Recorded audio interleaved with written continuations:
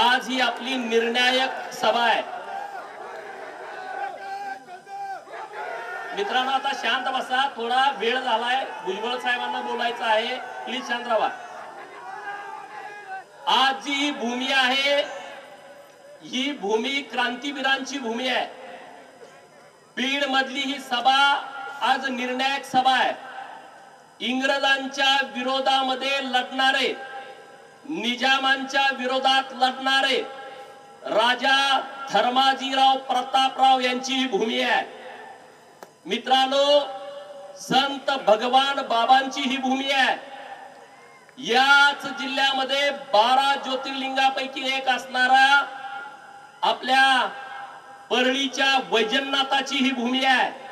आणि या महाराष्ट्रातल्या ओबीसींना, या महाराष्ट्रातल्या उपेक्षितांना, अपमानितांना सत्तेच्या स्थानावरती नेऊन बसवणाऱ्या संघर्ष योद्धा स्वर्गीय गोपीनाथरावजी मुंडे साहेब यांची भूमी आहे। मित्रांनो परळीच्या वैजनाथाचा जीर्णोद्धार हा पुण्य श्लोक अहिल्यादेवी होळकर यांनी केला होता। आणि तिथून धनगर आणि बंजारी यांचं एक सामाजिक नातं एकत्रितपणे पुढे सुरू आहे।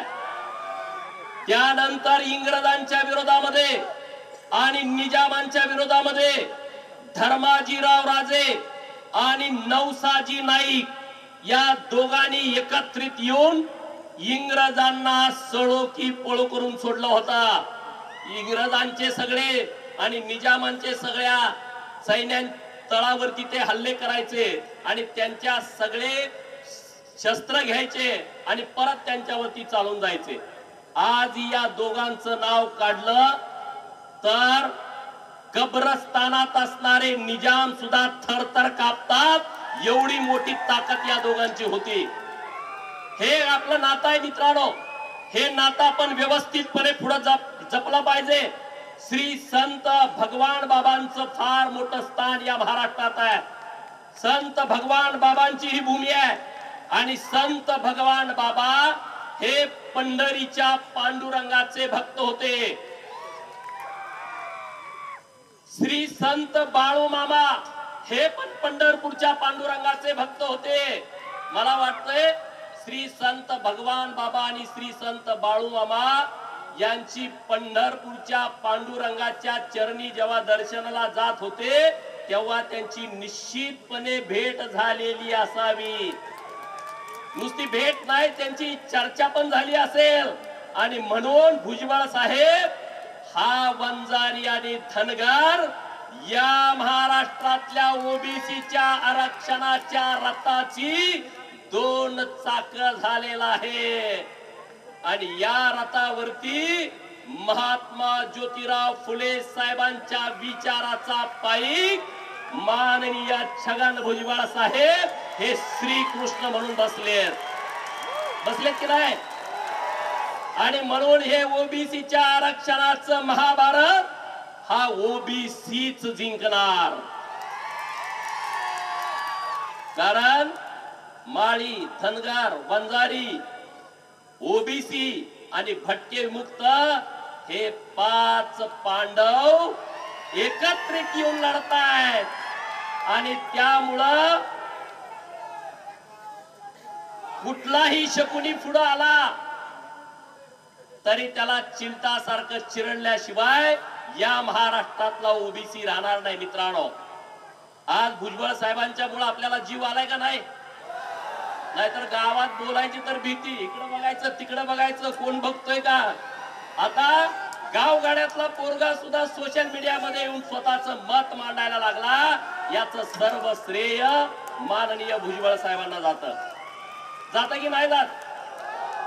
अरे मित्रांनो गोपीनाथराव मुंडे साहेबांना त्यांच्या आयुष्यामध्ये फक्त 4.5 वर्ष सत्ता मिळाली। किती वर्ष? फक्त 4.5 वर्ष। एकदा अटल बिहारी वाजपेयी साहेबांचं 13 दिवसाचं सरकार आला। 13 दिवसाचं सरकार आल्यानंतर त्या 13 दिवसामध्ये गोपीनाथराव मुंडे साहेबांनी 18 साखर कारखान्याला परवानग्या मिळवून दिल्या। हे सगळे त्यांचे सहकारी होते। 13 दिवसात 18 सहकारी साखर कारखान्यांना परवानग्या दिल्या 50 वर्ष एक सत्तेमध्ये माणूस महाराष्ट्रात बसलाय, त्याला हे कधी जमलं नाही का? जमला?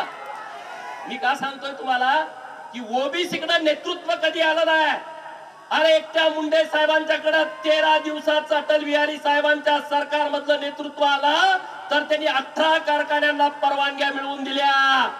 परळीमध्ये औष्णिक वीज प्रकल्प उभा केला की जो वीज प्रकल्प अख्ख्या महाराष्ट्राला वीज पुरवतो.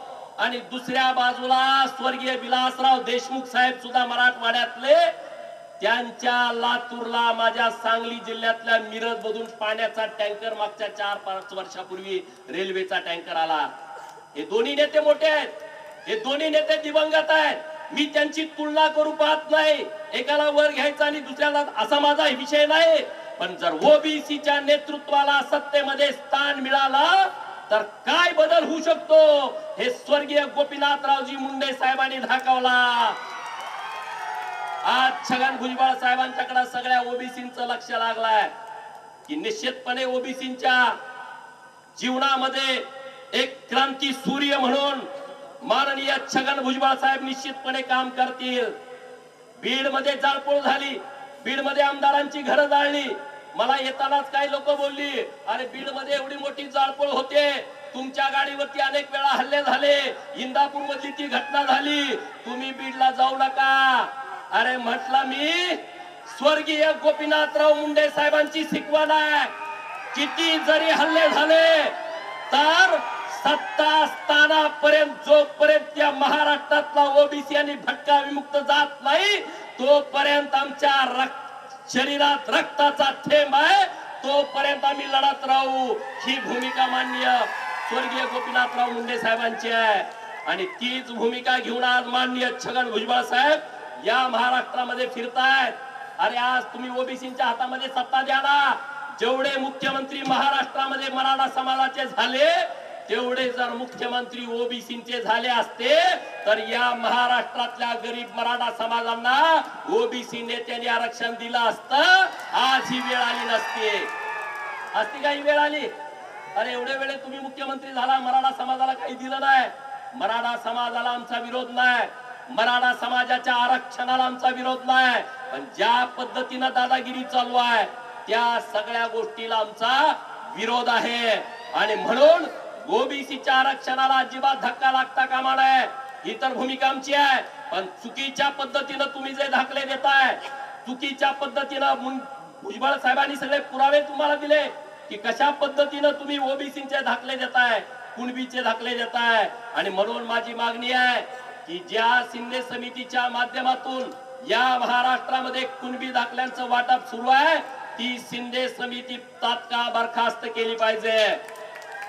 शिंदे समितीनं जेवढे दाखले दिलेले आहेत त्या दाखल्यांचं पब्लिक ऑडिट झाला पाहिजे. त्याच्यावरती आक्षेप घेण्याचा अधिकार या महाराष्ट्रातल्या सगळ्या जनतेला असला पाहिजे.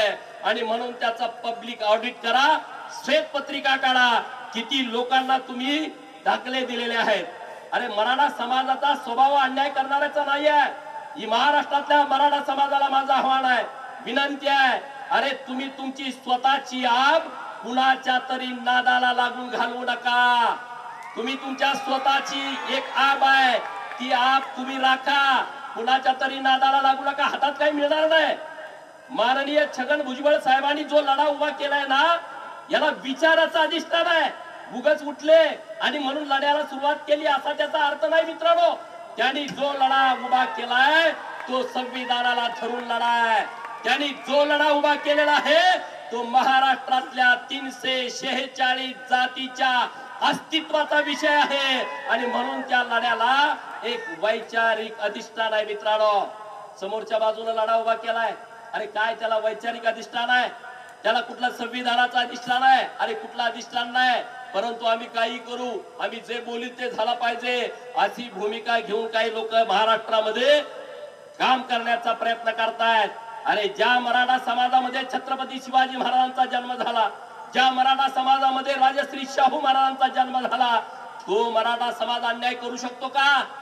अन्याय करणाऱ्यांच्या विरुद्ध ही मराठा व्याख्या आहे. अन्याय करणाऱ्यांच्या बाजूने उभा राहणं ही मराठा व्याख्या होऊ शकत नाही, म्हणून महाराष्ट्रातल्या शुद्ध मराठा समाजाने पुढे यावा. ओबीसीतून आरक्षण जे मागितलं जात आहे त्या विषयाला तुम्ही विरोध करावा. तुम्ही जर विरोध नाही केला तर तुम्हाला येत्या काही काळामध्ये तुमचं किती मोठं नुकसान या चळवळीमुळे होणार आहे हे तुम्हाला येणारा काळ हे तुम्हाला उत्तर देईल का नाही देईल? अरे आमची लोक बोलत नसतील, पण जेव्हा ती कृती करतील तेव्हा ती जोरात तुम्हाला त्याचं उत्तर दिल्याशिवाय राहणार नाही. मित्रांनो, डॉक्टर बाबासाहेब आंबेडकर साहेबांनी आम्हाला सगळ्यांना शिकवण दिली. शिक्षणाच्या बाबतीमध्ये आम्हाला सगळ्याला जागृत केला की तुम्ही शिका, संघटित व्हा आणि संघर्ष करा. मित्रांनो, आमची पोरं शिकायला लागली, वाघिणीचं दूध पेली आणि आज या महाराष्ट्रामध्ये मोठ्या प्रमाणामध्ये संघटित व्हायला लागली. पहिल्यांदा विठ्ठलरामजी शिंदे यांनी बुद्धांनी दिलेला बहुजन शब्द हा मेन स्ट्रीम मध्ये आणला. मित्रांनो, बहुजन शब्द हा फार मोठा आहे. बहुजन शब्द आपल्याला एकत्रित करू शकतो. आज आपल्या सगळ्या बहुजनांचा नेता माननीय छगन भुजबळ साहेब आहेत आणि म्हणून बहुजनांनी सगळ्या एकत्रित आला पाहिजे. काशीराम नावाच्या एका नेतृत्वानं जुन्या बहुजन समाज पार्टी काढली, या देशातला सगळा बहुजन गोळा केला आणि त्यांना सत्ता स्थानापर्यंत नेला. आणि महाराष्ट्रातल्या बहुजनांना ब्राह्मण विरुद्ध बहुजन आम्हाला नुसतं झुंजवत ठेवलं आणि या प्रस्थापितांनी सत्ता त्यांच्या ताब्यामध्ये ठेवली. मित्रांनो, विरोधात गेले तर आमच्या पोरांना भडकवायचं, ग्रॅज्युएट झालेल्या पोरांच्या डोक्यामध्ये काहीतरी कालवायचं, त्यांना कुणातरी शाईफेक करा, कुठंतरी पुतळा जाळा, कुणाच्या तरी विरोधात बोलायला आम्हाला तयार करायचं. आणि जेव्हा सत्ता येते तेव्हा मग मेहुण्याला कारखाना द्यायचा, सासऱ्याला मेडिकल कॉलेज द्यायचा, मग कुणाला तरी जवळच्या नात्यातल्याला सुतगिरणी द्यायची. अरे किती रामोशाच्या पोरांना तुम्ही सुतगिरण्या दिल्या, किती घिसाड्याच्या पोरांना तुम्ही एमआयडीसी मध्ये जागा दिल्या, किती नंदीवाल्याच्या पोरांना तुम्ही चौकामध्ये दुकान दिलं, ग्रामपंचायतचा गाळा दिला. काय दिलं आम्हाला? तुम्ही आम्हाला काही दिलं नाही. तुम्ही सगळं या सत्तेमधलं सगळं तुम्ही हिसकावून घेतलं. आणि म्हणून या बीडच्या सभेतला सरकारकडे माझी मागणी आहे, सरकारकडे आमची विनंती आहे की ओबीसीच्या आरक्षणाला धक्का न लागता आम्ही आरक्षण देणार. अरे पण कधी? प्रत्येक जिल्ह्यात 60 जिल्हा परिषदच्या जागा असतात, प्रत्येक पंचायत समितीमध्ये 100 जिल्ह्यामध्ये 120 पंचायत समितीच्या जागा असतात. अरे 60 दाखले मिळाले आम्हाला, त्यातलं किती आरक्षण मिळतं ओबीसीला? 60 पैकी पंचायत समितीमध्ये आमच्या जागा आरक्षित किती असतात? जिल्ह्यामध्ये गावं किती? राज्यामध्ये 28,000 ग्रामपंचायती आहेत, 28,000 दाखले गेले, त्यातले आम्हाला ओबीसीला जागा सरपंच पदाचे किती येणार? म्हणजे तुम्ही वाटतंय की ओबीसी सगळा येडा आहे? अरे ओबीसी येडा नाही आहे. ओबीसी आता तुम्हाला सगळ्यांना घोडा लावायच्या तयारीमध्ये आहे. तुम्ही ओबीसीला येडं समजू नका. माननीय छगन भुजबळ साहेबांनी जी ओबीसी मध्ये ऊर्जा भरली आहे, ओबीसी मध्ये जी ताकद भरली आहे, ती ताकद फार मोठी आहे. भुजबळ साहेब, तुम्हाला माहित नसेल गावगाड्यातल्या लोकांना तुमच्या विषयीची आस्था काय आहे, कारण गावगाड्यातल्या लोकांचा आवाज तुम्ही सभागृहात पण मांडला, व्यासपीठावरती मांडला आणि मीडियात पण मांडला. आता कोणतर म्हणलं दुपारी भुजबळ साहेब परत जावा, काहीतरी घोषणा आली, मी येताना परत जाणार आहेत सभा झाल्यानंतर, ते काही तर राहायला आले नाहीत, उद्या त्यांना नाशिकला सभा आहे. भुजबळ साहेब राजीनामा द्या. अरे तुमच्या बापांनी मंत्रीपद दिलंय का त्यांना? त्यांचं काम आहे ना महाराष्ट्रामध्ये, 90 पासून ते काम करतायत. स्वर्गीय गोपीनाथराव मुंडे साहेबांच्या खांद्याला खांदा लावून त्यांनी काम केलंय ओबीसींच्या साठी. आणि म्हणून आज कोण जर तुम्ही नादाला लागाल तर याद राखून राहावा, या महाराष्ट्रातला सगळा ओबीसी आता एक झालाय. तो ताकदीनं माननीय भुजबळ साहेबांच्या आणि व्यासपीठावरच्या सगळ्या मान्यवरांच्या पाठीमागे ठामपणे उभा आहे. आम्हाला राजकारणाची गरज नाही, आम्ही फार विचार करणारे कार्यकर्ते नाही, आम्ही येडे कार्यकर्ते आहोत. अरे इथं घरं जाळली, भुजबळ साहेबांना भूमिका मांडली, ज्यांची घरं जाळली ते म्हणतात की इतर लोकांनी आमची घरं जाळली. अरे राजकारणासाठी तुम्ही इतक्या खाली कसं काय जाऊ शकता? अरे ती ताकद आणि ती हिंमत पाहिजे. इतर समाजाने जर तुमची घरं जाळली असतील तर उद्या 2024च्या निवडणुकीमध्ये इतर समाज तुम्हाला दाखवून देईल की नेमकी इतर समाजाची भूमिका काय होती. कारण हे करावं लागेल मित्रांनो. या विषयावरती तुम्हाला बोलावं लागेल। आणि म्हणून आजच्या सभेतनं मी सरकारकडे विनंती करतो, स्वर्गीय गोपीनाथरावजी मुंडे साहेबांचा हा जिल्हा आहे आणि स्वर्गीय गोपीनाथराव मुंडे साहेबांचं नाव हे परळीच्या रेल्वे स्थानकाला द्यावं आणि त्याचा पाठपुरावा आम्ही करू। नंबर 1 आणि नंबर 2 ही क्रांतीची भूमी आहे। या बीड मधून पुण्यश्लोक अहिल्यादेवी नगर या नगरकडे जाणारी जी ट्रेन आहे त्या ट्रेनला राजा धर्माजी प्रतापराव यांचं नाव द्यावं आणि त्याचा आम्ही पाठपुरावा करू। आम्ही त्याचा पाठपुरावा करू, त्याची तुम्ही अजिबात चिंता करू नका।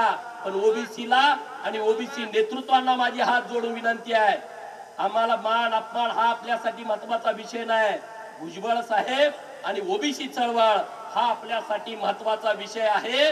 आपला थोडा मान पान बाजूला ठेवून आपण सगळेजण एकत्रित राहू, ताकदीने एकत्रित येऊ आणि भुजबळ साहेबांच्या आणि ओबीसीच्या चळवळीच्या पाठीमागे ठामपणे उभं राहू।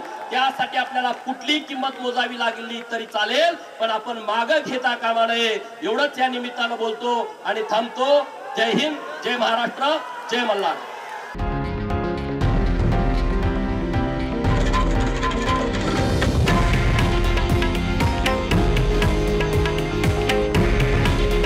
हे आहे देशातील नंबर 1 न्यूज नेटवर्क आणि आपण पाहत आहात TV9 मराठी। काळजी तुमची, हित महाराष्ट्राचं।